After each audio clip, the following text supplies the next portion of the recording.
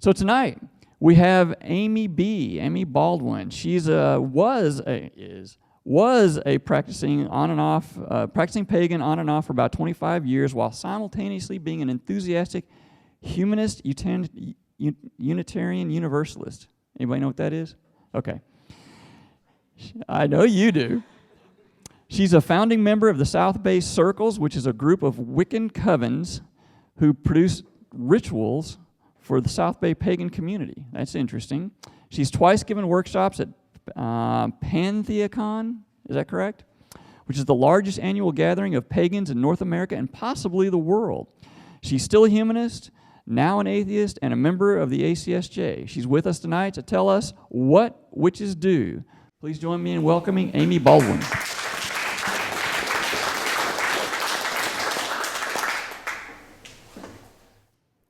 Thank you all for coming. I know this is not a topic that most atheists would be found dead at, but thank you, I appreciate it. So hello, I'm Amy, and I used to be a witch. So this talk is based on my experiences and my opinions, with which other witches may disagree.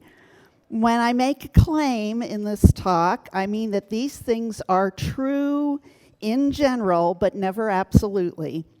And terms witches use mean different things to different people, which makes it difficult for witches to agree on anything. So keep that in mind. And this talk barely scratches the surface of what Wicca is. And I brought in my very simplified altar for visual pleasure.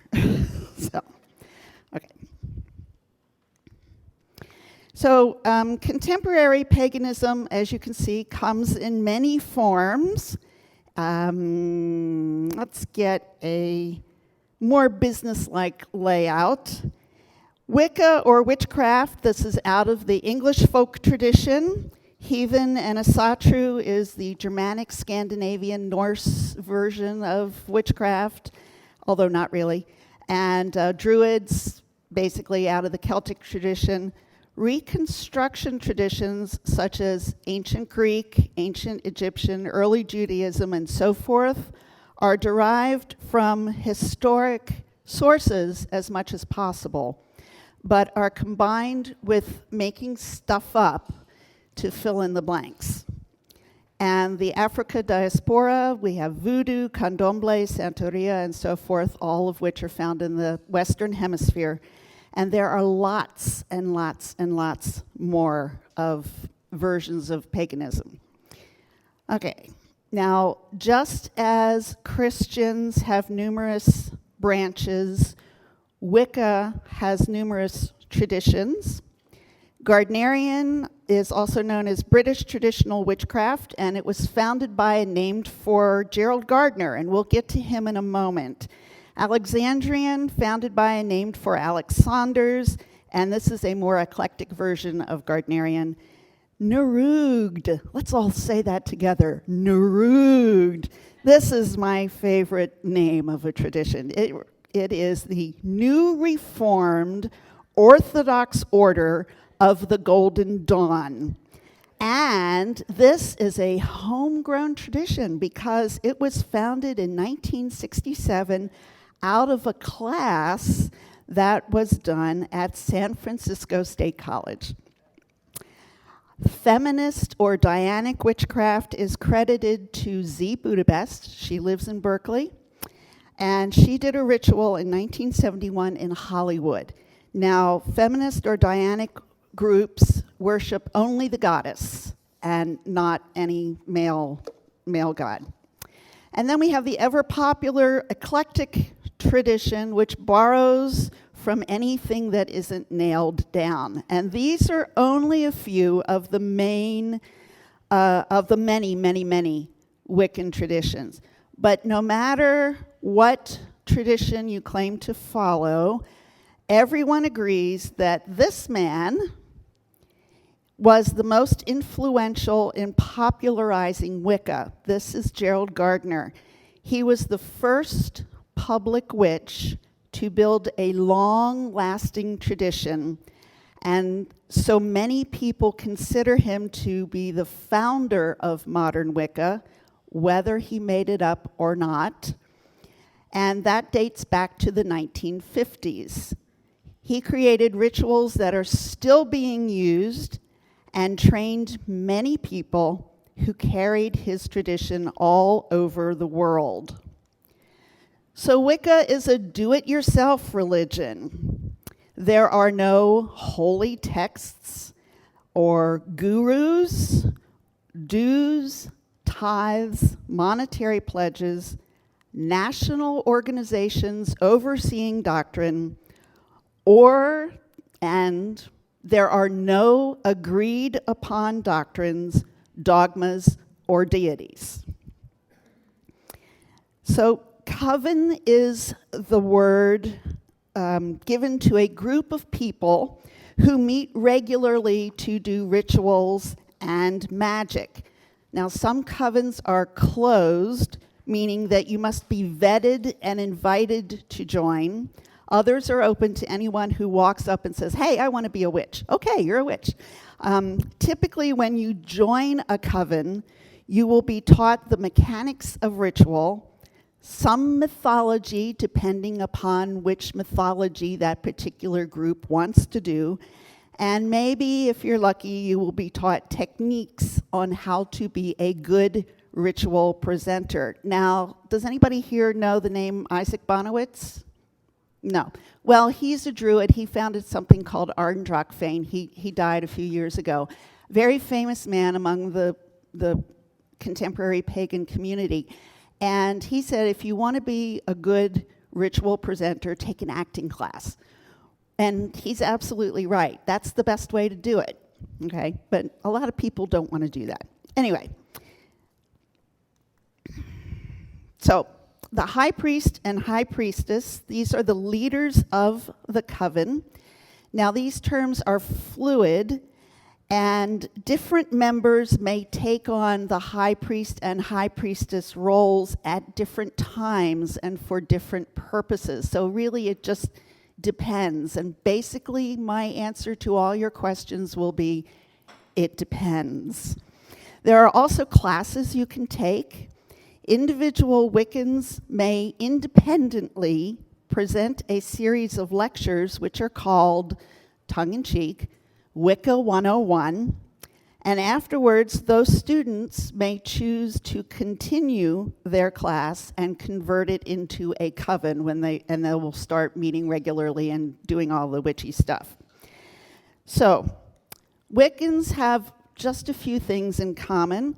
They can and will disagree about anything concerning Wicca, but if there are points of agreement, they are these: a reverence for the divine feminine, the goddess, and celebrating the wheel of the year, the 8 major holidays. And Wiccans do have ethics. And those ethics can be summarized by the Wiccan Rede: if it harm none, do what you will. Now, this is a variant of the Golden Rule, and I actually like this version because it calls very specifically for thought before action. Bullet point number 2, Wiccans will not work magic that affects someone else without first obtaining that person's permission. And the third item is my own personal rule. I feel that Wicca should be taught only to adults. We should not be introducing children incapable of critical thinking to religious indoctrination. But I feel that way about all religions. So that's sort of a blanket rule of mine. Okay, now I've used the term magic quite a lot, and magic, by my definition, is a structured, focused method to put yourself in the right frame of mind to accomplish your desire. It's all psychological. And if you want to compare this to Christianity, it's basically prayer. So magic may include techniques of meditation, chanting, yoga, art, singing, and so on. Anything that helps you focus and get in the proper frame of mind. So you can use magic to ask for something concrete. So, Hermes, at Yule, please bring me that Gilgamesh costume I wanted. Or you can use it more often. It's used like this. Athena, give me the wisdom and fortitude to deal effectively with the difficult situation at work. So much ritual magic, in my view, much Wiccan magic, is ritualized self-help with props. Okay, witches do other things. They do ritual. And a ritual is an active, stylized, structured, formal activity used to do magic or to celebrate a holiday. And this is basically the witch's church service. Now, magic and ritual are not necessarily linked. You can practice ritual magic without being a witch, and you can participate in rituals without ever doing magic. So the ritual structure in general is create and sanctify the space and participants, invite the deities to attend, the working, which is the main activity for that particular day, thank the deities, and return the space to its mundane use. That's a very broad outline of how the ritual works. So Wiccans do two types of rituals. They do Esbats and Sabbats. Esbats are held monthly, are commonly linked to the moon cycle. And so, for example, some groups will only meet at the new moon, and other groups may only meet at the full moon. And some witches absolutely refuse to work during the waning moon and things like that. Let's see. And the Sabbats. This is the big stuff. This is everybody's favorite stuff. There are 8 holidays per year, and Wiccans call this cycle the wheel of the year. Now, these Sabbats are a combination of astronomical reckonings of the year, that is the solstices and equinoxes, plus an agricultural reckoning of the year as experienced in the northern hemisphere temperate zone. And the names are derived mostly from Celtic traditions. So the next 4 slides are going to show you the names, the dates, and the general theme of each Sabbat. So we start the year with Imbolc, February 1st. Basically, it's when you start realizing that the days are getting longer. And rain. You want rain. Ostara is the vernal equinox, and it's the whole spring bunnies, youth flowers, eggs thing. Beltane, everybody's favorite Wiccan holiday. It's May 1st, and it's about sex. Yay. Litha is the summer solstice. It is also called Lunasa, after the god Lu, who is the great god. He could do everything. Basically, you know, Chris Hemsworth, whatever his name is, as Thor. It's kind of like that. And you're celebrating the sun's full power, the longest day. Lammas comes next on August 1st. This is the first harvest. Generally, it's going to be a grain harvest. So around here, we're talking about wheat. Mabon, autumnal equinox. This is the second harvest, and that's going to focus more on the vegetables and fruits, and so your garden produce is basically what that is. This is a very nice wicker man, and I did a wicker man ritual once at Lammas. It was really, really cool. Let's see, next. We have 2 more. Okay, Samhain is everybody's second favorite Wiccan Sabbat, October 31st, and it is the 3rd harvest, but it is also about old age, death, wisdom, and a lot of witches will have a ceremony in which they remember those who have passed on, their friends and their family members and so forth. And Yule, the winter solstice, and the sun is at its lowest point, and it's also all about rebirth. So those are the Sabbats. A lot of fun. Now, I know this is what you all are really wondering about, the conceptions of the deities. Well, some Wiccans take the gods literally and see them as really real, much as Christians would regard Jesus. Others view them only as illustrations of Jungian archetypes, very big on Jung we are, and some Wiccans are atheists, declared atheists, and they have no use for gods. Now, this concept is becoming more popular, and it's relatively new. I think about 2 years old when people started blogging about this. And at the last convention, Pantheacon, there were panels of people who were atheists and pagans at the same time. And this is now called, it's developing, and the movement is called the Atheo-Pagan movement, which I find really very cool. Okay, popular deity forms include the triple goddess. We have 2 pictures here. You have your fantasy picture, and then you have real ladies showing the same thing. She is seen as the maiden, the mother, and the crone. So she just goes from one to another and keeps recycling through them. She's immortal, and she is eternal.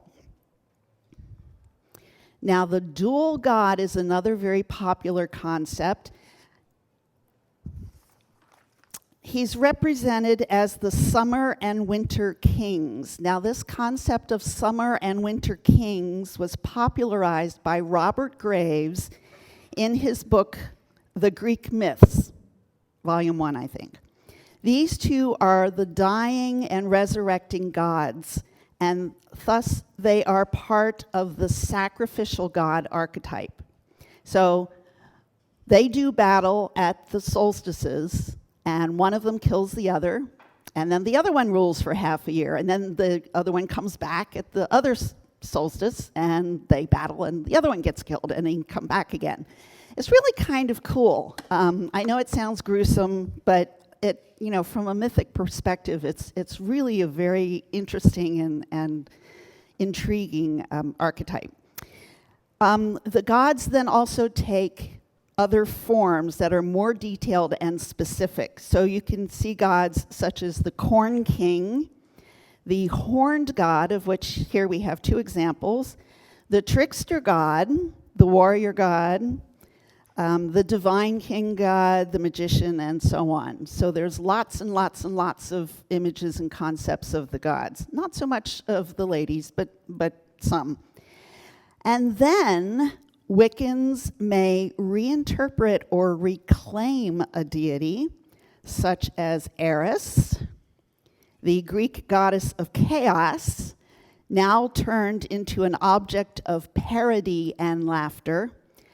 Eris, to remind you, is the goddess who threw the golden apple in that foot race that started the whole Trojan War thing. That was her.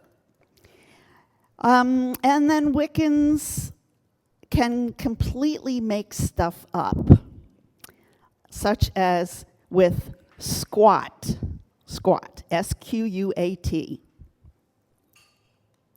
the goddess of parking places. Oh, great gracious goddess Squat, please find me a parking spot. Now, I am going to stand in front of you and swear on a stack of Bibles that this charm works. Always. It has never failed, ever, for me. Not because there's any, woo stuff going on, but because after I say it, I start looking for spaces more diligently than I did before. And I always find one. So there you go. All right, witches. She wants her 3 nuns as a sacrifice. There's that. I can just tell her there is a male. It's fine. Witches have special tools that they use when they do rituals. This pentacle is the most well-known and popular symbol of Wicca, and many witches wear it as jewelry. So if you see somebody wearing one, it's a pretty safe bet that they're a witch, or at least sympathetic. This knife is called an athame, and it is a knife or dagger that is used only for ritual purposes. Like when you mix the elements on your altar, you use the point of that tool, but it is never used for cutting or for hurting or harming anything. Salt, water, and incense are used to create your sacred space. They're sort of cleansing elements. Candles, lots of candles. Oh, many, many, many candles. We have a goddess and god candle, and the 4 elements and the compass points all get their own candle too.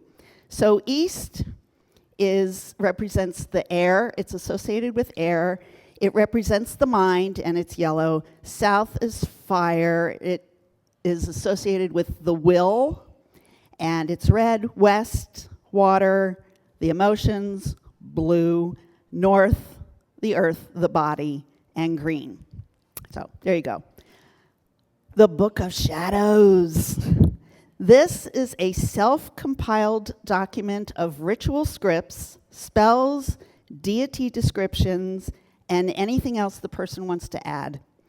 Now, for technophiles, this is also known as the Disc of Shadows and the Cloud of Shadows. Now, many witches, when they're in a ritual, will wear special clothing. Typically, it is in the form of a robe, both for men and women. And she's wearing a cord, but the cord is usually just tied around the waist.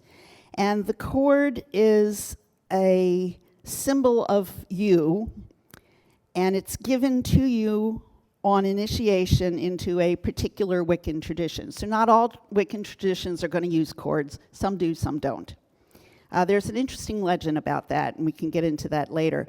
The robe, if you have one, you're probably not going to use it for any other purpose other than ritual. Like, you're not going to use it for a Halloween costume or stuff like that. So they kind of, it becomes a special garment, like, whatever a minister might wear. So do we have a few more minutes? Yeah. Would you like to hear a description more in detail of the ritual itself? Okay. Let me find Beltane? Yeah, well, I'm not going to go there. just imagine it. Plenty of pictures on the internet. So, the Esbat. We're talking about the monthly ritual. Sabbats are a little different because of the theme, and different people do different things. So it starts with the grounding. This is a short guided meditation to focus and be here now. You follow that with the consecration of the Aristotelian elements, the water and earth, and fire and air. You combine the water and earth. Earth is represented by salt, and you combine the fire and air, and that is represented by incense. Then you cast the circle, and this means you walk clockwise around the space in which you are having the ritual. This sets a defined boundary so you can focus on what you're doing. Witches call it keeping the energy in the circle. We follow that with sensing and asperging. These, you take your consecrated elements and you sprinkle them and wave the incense on everybody in the circle. And then you call the quarter guardians, and again, that's our whole east, west, south, north stuff. Then you invoke the deities. Now, this is an invitation to invite the gods to witness the rite and work of the coveners. So, there's different opinions about this. Sometimes you can invoke the deity into the person, the high priest or high priestess, and then they will deliver a little rehearsed speech, or they may speak extemporaneously. So this is not exactly a sermon, it's just a reminder of the purposes of the ritual, or Wiccans call it sometimes the craft. So if you hear the terms the craft, they're talking about Wicca, okay? And sometimes you just say, hey, come on down, come witness what we're doing. The whole worship, honor sort of thing, it really depends on who's doing the ritual. There's lots and lots of variations about how people regard the gods. Okay, then after you invoke the deities or you ask the deities to join in the ritual, then you're going to do what's called the working, and this is doing magic for the covener's needs. And this is a really, really popular working, getting someone a job. Very popular. After all that's done, then you might have cakes and ale, and that's like a snack after you've done all this high energy emotional chanting and singing and that sort of thing. A little bit of wine, a little bread, cookies, whatever. Then when that's all done, you thank the deities and dismiss the quarter guardians. And this is important to some people. Some people say you don't tell the deities to go away. They go away on their own, when they want to. I, however, say it's my party, and if I say it's over, I expect you to go away. So I say thank you, go away now. But that's me. Other people are going to have different ways of doing that. And then you lift the circle, which means you walk counterclockwise around the space, dissolving the boundary so that the consecrated and mundane spaces are again normal and you can walk through them. Some people say that once you have cast the circle, nobody's allowed to leave the space unless you cut a door. And literally, people will cut a door like this. They'll walk over to the side of the circle and they'll go and walk out. So sometimes, but not everybody does that. Okay? All right, so that's basically an Esbat structure, and sometimes people also libate. So they would collect little bits of the cakes and ale, and then they take it outside after the ritual's over, and they say, giving back to the gods. All right. Good things about Wicca. First of all, no proselytizing, no sermons. Witches are very green, very environmentally conscious and environmentally correct. They are feminist. The women and men are considered equals in all things. Wicca is empowering, especially for women. When you find a goddess that speaks to you, it can be a very useful psychological tool. They're free. In this, I mean that you have complete freedom to define your own religious views within the context of Wicca, because Wiccans are very emphatically non-authoritarian. And if you try to tell a Wiccan that they're doing things wrong, boy, will you get an argument. So Wicca is also non-judgmental. It's GLBTQ supportive. It's earthy. Wiccans are body-oriented and body-positive. Responsible sex is healthy and fun. Sabbat celebrations are reminders to pay attention to the natural cycle of the year, and I say, in your location. So going back to Gerald Gardner, he lived in England. England has a completely different set of seasons than we do here in California. So when we're talking about Sabbats and stuff, I say that we need to structure them to the place where we live and not based on some large concept that Gardner made up or not, according to where he lived. And these Sabbat celebrations are a good thing, How many of you know when lambs are born? How many of you know when lambs are born? Okay, right? So when do melons first appear in the supermarkets? Yeah, see, you all should come to a Sabbat.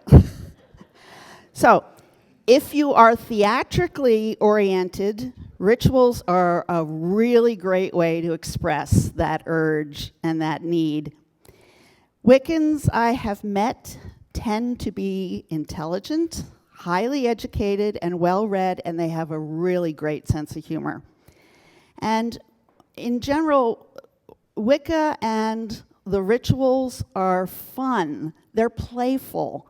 There's lots of laughter, lots of dancing and singing, and just ordinary play in ritual. I once did a Beltane celebration, and we did nothing but play carnival games and all kinds of team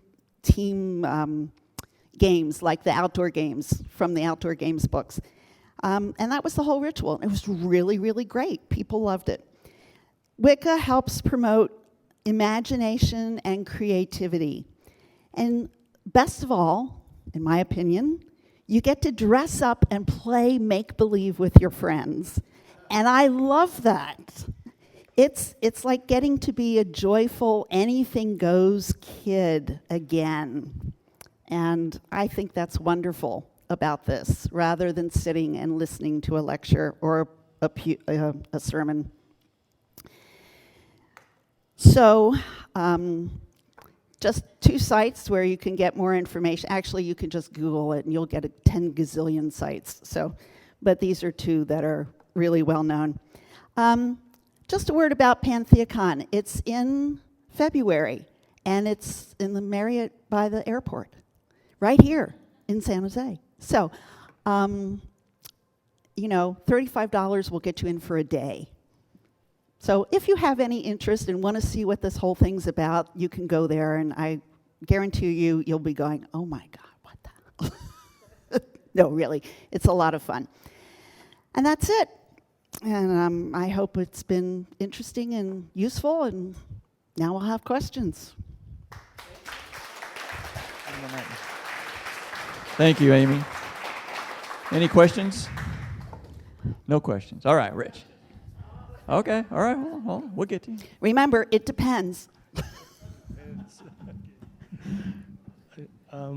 I noticed that Wiccans use the pentacle symbol. Yes. And that seems to be shared by Satanists. So, I know it's all Hollywood. That's all I ever heard about this before. But you didn't say you derive any power or anything from the god Satan. Is that true? No, actually, I have a slide. There was a slide that I had, but I took out, and it said,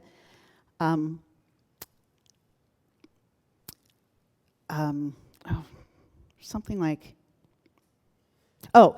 accusing witches of worshiping Satan is like accusing atheists of worshiping God.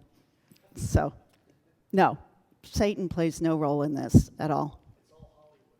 It's Hollywood and Anton LaVey, yeah. But I'm just sorry, Larry. Sometimes the pentacle inverted, and it's not just the star, it has to be in the circle as well to be the real pentacle.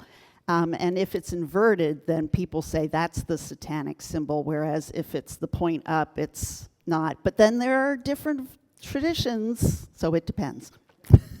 Yeah. You mentioned something about the trickster god. Is that Loki, as in a Norse observation, or is it something completely different? Loki is an example of a trickster god. I think Jung or somebody, came after, defined that as an archetypal figure. So Loki is one, yes. But there's others from the African religions, and I can't think of one off the top of my head. Oh, coyote, yeah. Bugs Bunny. Yeah, it's true. So you mentioned there's been a lot of talk about Hollywood and stuff. I know as like a computer security guy, Hollywood, we just like hate how they portray us. So how is the Wiccan community generally accept the way they're portrayed with the various witch movies that have been out, the Laws of Three, all that fun stuff? Okay, let me explain the law of three.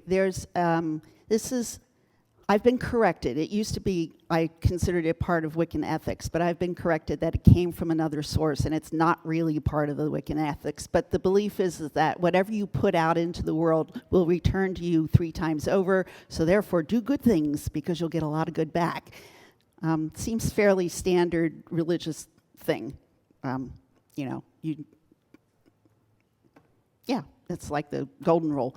But Hollywood, well, I don't really have any data or opinion about that. I mean, some Wiccans love the imagery because it's so over the top and they can just laugh at it, and some are going to be offended. It just depends. It just depends. There's no monolithic behavior or thoughts. Does that help answer? Okay. Are there other questions?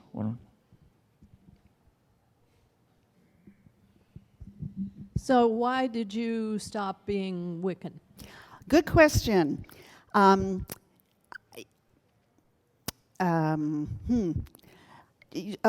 the Atheist Community of Austin telecast that they do, one of the ladies, I'm sorry, I don't remember which one, she said, you don't choose what you believe. And I just gradually stopped believing. That was it. And then I couldn't keep going to ritual and standing there and going, oh, Zeus, please come join us. It just got to be silly for me. And so I thought, but I kept going to ritual hoping that I could, get into it or re-get into it. And it never happened. And then I thought, I'm really doing the rest of the group a disservice by being there when they believe and they're entering into community and I am not. So I stopped. However, I still do go to Esbats because they're more open to everybody, and I still enjoy them. Love that dancing and singing. We have time for a couple more questions if anybody has one. Oh, here we go.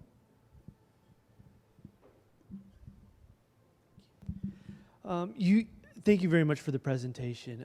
Usually spiritual groups or organizations like Wicca, usually the groups have a sense of the sacred. They have a passion for what is sacred that illuminates a greater purpose and meaning in their lives. More than it just being fun or you get to dress up or it's empowering. And so I'm wondering if you can go a little bit deeper with the Wiccan tradition as far as what gives that person, that practitioner, a sense of awe, a deeper meaning and purpose for their lives. Okay. Back in the day, in the 60s and 70s, there were 3 basic things that were coming together all at once in the culture. There was the civil rights movement, there was the feminist movement, and there was the Gaia hypothesis. And all these things kind of intermingled, and the whole idea of seeing the earth as a living, breathing being helped people to start to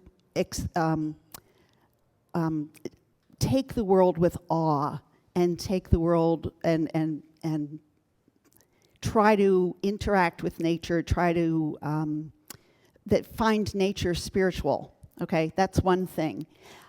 With the feminist movement coming in, the women wanted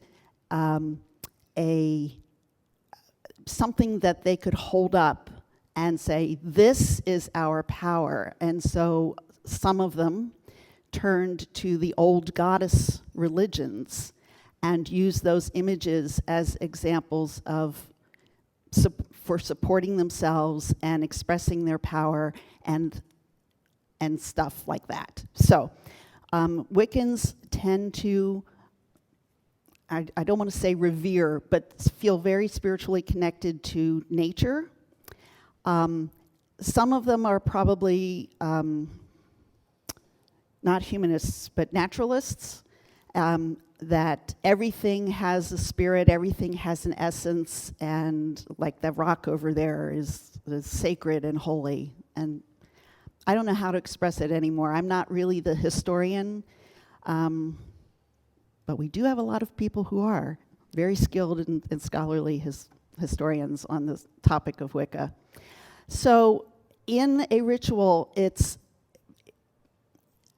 if you are even partly relating to the gods, they serve as not only examples of stages of our lives, different, I'm going to say, political organizations and different positions of power, because that's part of it as well. And they're relatable. I'm sorry, that was really garbled. Did that help at all?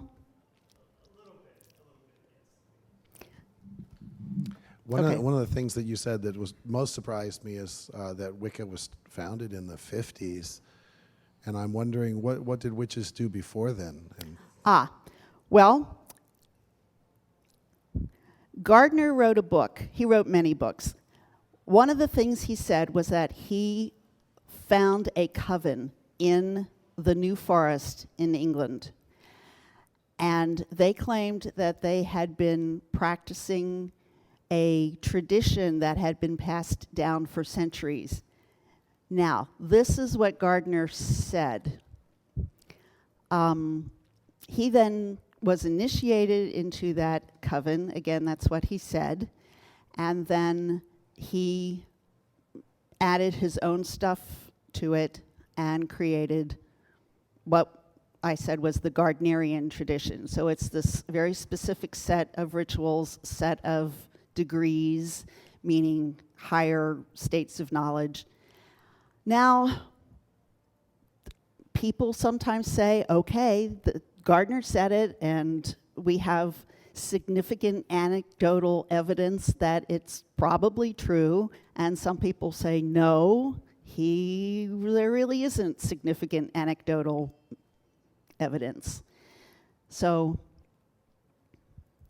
it's what Gardner said. Did that answer your question? He wrote the book.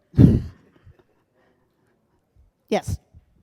Yeah, you had a slide that you sort of listed all the good things about the Wiccan religion. Mm-hmm. And I thought one of the things that the next slide would be negative aspects. So what does the Wiccan religion do wrong, or are there examples of when, it's usually the extremists of any religion that sort of give it a black eye. Mm-hmm. Is there anything that you can comment that, well, the Wiccans really seem to go in the deep end on?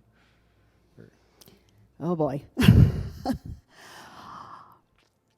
Well, I tried not to address this. That's in part 2. There are people who go off the deep end in anything. I mean, you could be a comic book fan and pretend that you're Skeletor or whatever.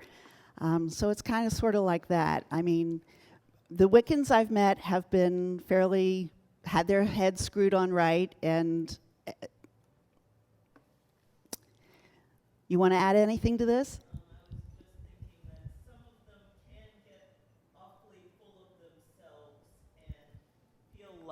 They feel like they actually are the reincarnated someone or other, and generally I look at the ceiling and say, well, they're there, have a good time, because it's not a mainstream, insofar as anything in Wicca is mainstream, view. They usually, I think, see themselves as looking at archetypes, and as opposed to actual supernatural beings. But there are people with mental problems in every group, and they might be deluded that way as well. And those folks might be the ones that people are looking at when they say, you know, Wicca does this bad thing and that bad thing. Well, it's not Wicca, it's the person. And humans have miscellaneous problems. I would also add to that Wiccans are pretty good about cutting out the people who are really going off the deep end. They disappear after a while. I don't mean it like that. They turn invisible to join that invisible pink unicorn in their garage. I just wanted, to build on that. Sometimes Wiccans get a little silly with the, you went counterclockwise. No, I have to go back and go clockwise. You did it wrong. But that's just, some people are like that. But what I did want to add something also about what witches were doing before 1951. There's various strands of Wiccan mythology, one of which is that Wicca is a tradition handed down since the late Stone Age, and or that the witches that were burnt or hung in the Middle Ages were practitioners of this ancient Wicca religion. A lot of people used to believe that sort of thing 20, 25 years ago, and now they don't so much. All right, well, let's thank Amy for the presentation.